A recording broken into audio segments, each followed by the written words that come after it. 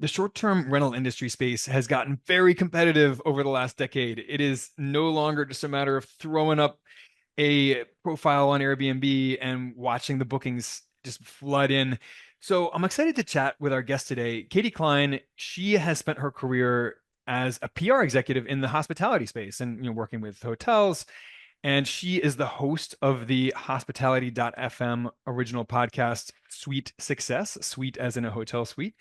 So I'm excited to chat with you, Katie, about how short-term rental investors can really dial up their competitive advantages, versus hotels, versus other short-term rentals, and really maximize the ROI on their short-term rental investments.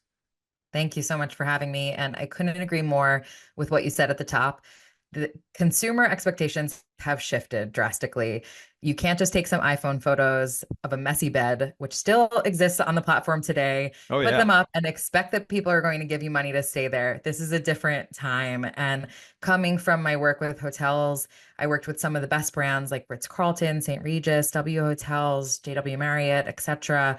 In both New York and in London. I like to apply a lot of the learnings from the hotel world to my short-term rentals in upstate New York. So, one of the first things I think about is the art of the arrival. When I was working for Le Méridien, we did some proprietary research and it found that the first 10 minutes of a guest's stay set the tone for the entire trip. So on the hotel side, we thought about, what does that mean for the lobby, for the key cards, etc. But for the short-term rental side, I think about what are my guest communications like? Am I giving adequate directions or are they driving past the house a few times before they find it? If they're arriving at night, does a light come on? Does it stay on long enough for them to unpack the car or maybe get the baby out of the car? Are they digging around for a key or do they have a keypad entry that they can put right into the smart lock? And then the most important thing, when they first walk into the house, is it clean? Because we all know that if you walk in and the first thing you see is a spider web or a messy this or messy that, you're going to have your critical eye on. You're going to be looking for the problems. And that's putting me as the host on the back foot in terms of having to recover, as opposed to letting them walk in and say, wow, everything looks great. And then they kind of relax and start to enjoy from the onset. Yeah, and that's something that I've certainly found in my own experience. My wife and I do a lot of travel around the world. We live overseas and we do a ton of travel. And we, as a family, we prefer to stay at Airbnbs and apartments with multiple bedrooms if we can. And that's something that we have certainly found is that if the arrival, if something goes wrong with that, or if you have a bad first impression, then you view the entire rest of the experience through mud-colored lenses, right? Oh, absolutely. Yeah, so it really it jades the entire experience, and then that's how you end up with bad reviews, and then bad reviews you end up with fewer bookings and less revenue and lower ROI and so forth. So yeah, that makes total sense. So what are some of the other ways that short-term rental hosts can really maximize bookings, maximize revenue, and compete not just with other Airbnb hosts, but also with local hotels? hmm It's interesting what you said about traveling with your family because I think hospitality in general is really uniquely befitting to milestone moments. So if we think about weddings, honeymoons, baby moons, family vacations, family reunions, all these big moments in life. And one of this is bachelor and bachelorette parties.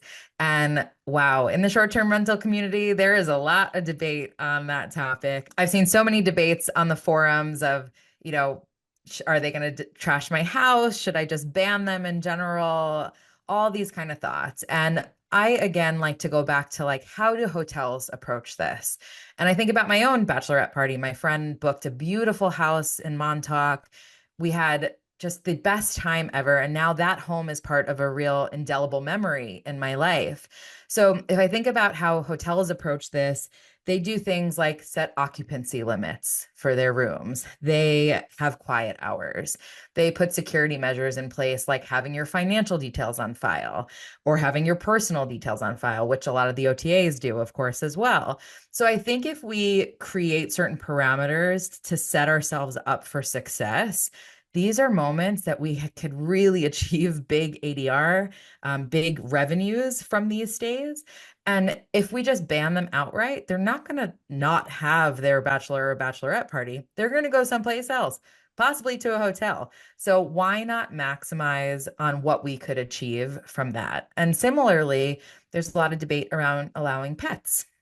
And there was a study that came out, I think at the end of 2022, that said 45% of US households have at least one dog. And we all know dogs are part of the family. And a lot of times people want to travel with their family members, including the four-legged ones.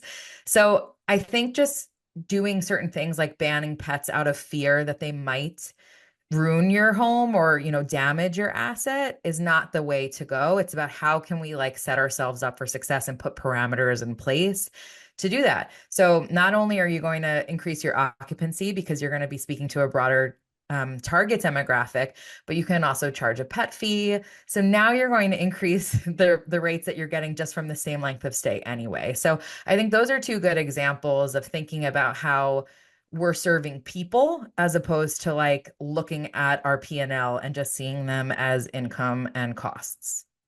Yeah, absolutely. So I cut my teeth in the real estate space with long-term rental investing, and that was something that we used to talk about a lot was pets and how landlords would be leaving all this money on the table if they didn't allow pets. Because yeah, I mean something like two-thirds of Americans have a pet of some kind, whether it's a dog or a cat or both, or Right. but some kind of pet that's not just in an aquarium or a tank. Um, so those people have a harder time finding a place to live. They certainly have Mhm. a harder time finding a place to stay when they're traveling if they're looking for an Airbnb to stay with their pet.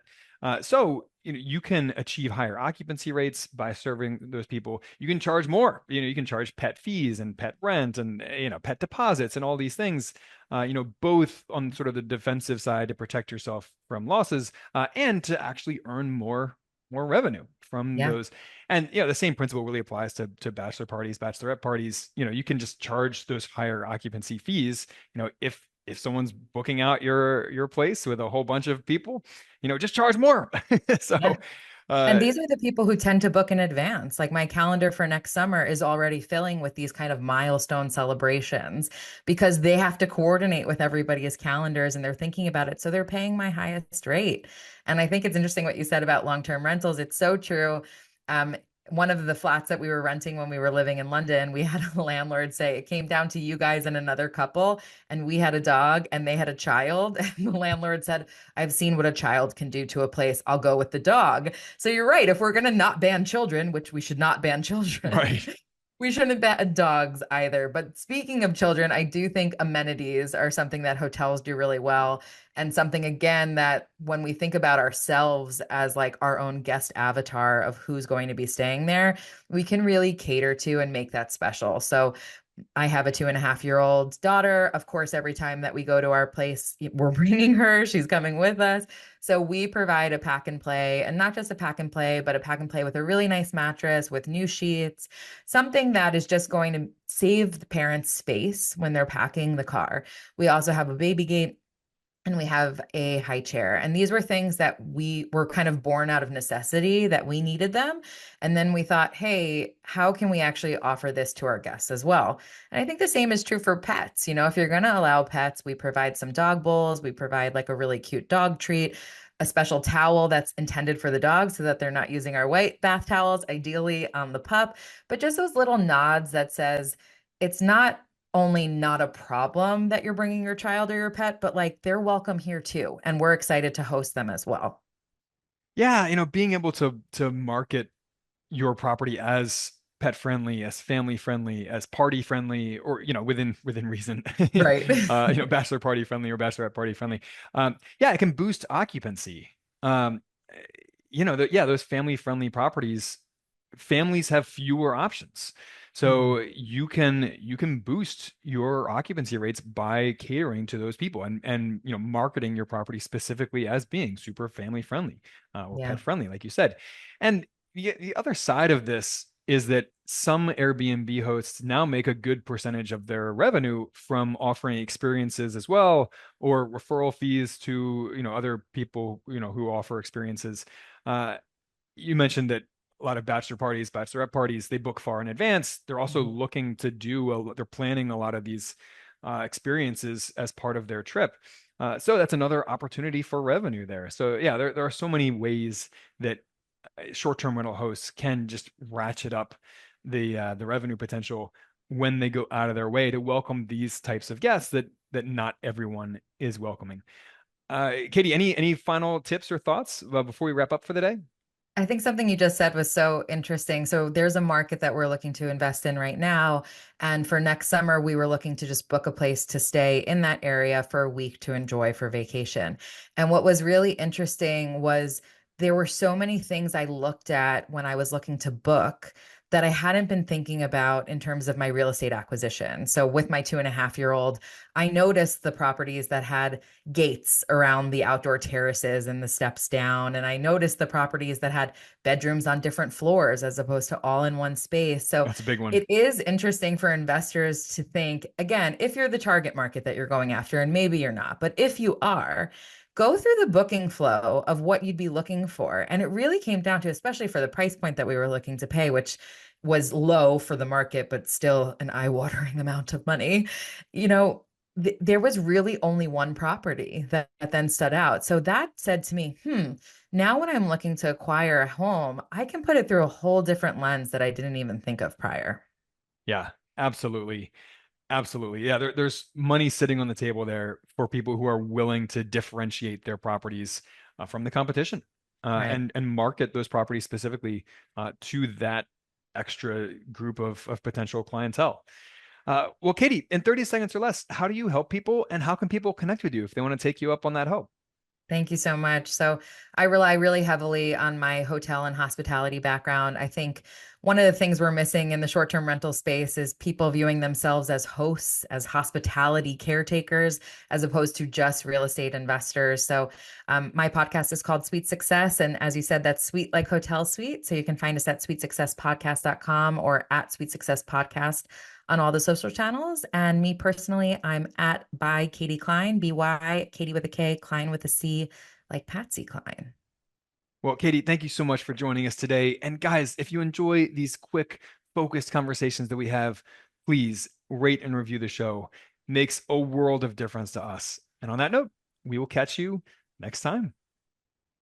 Want the cash flow, appreciation, and tax benefits of real estate without becoming a landlord? You've heard of REITs and real estate crowdfunding, but you probably don't know much about 5 other ways to invest passively in real estate.